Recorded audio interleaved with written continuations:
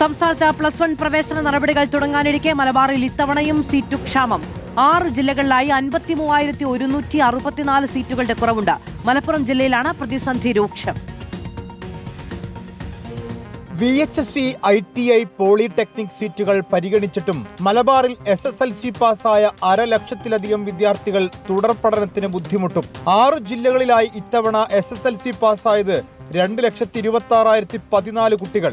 ലഭ്യമായ ആകെ സീറ്റ് 1,72,850. പാലക്കാട് ജില്ലയിൽ 9,324 സീറ്റും കോഴിക്കോട് 7,758, വയനാടിൽ 1,431, കണ്ണൂരിൽ 4,931 സീറ്റും കാസർഗോഡ് ജില്ലയിൽ 3,583 സീറ്റുകളും കുറവുണ്ട്.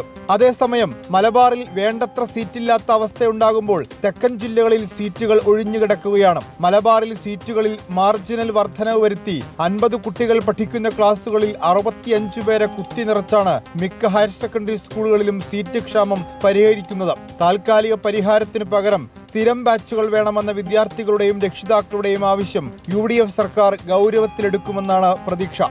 റിപ്പോർട്ടർ, കോഴിക്കോട്.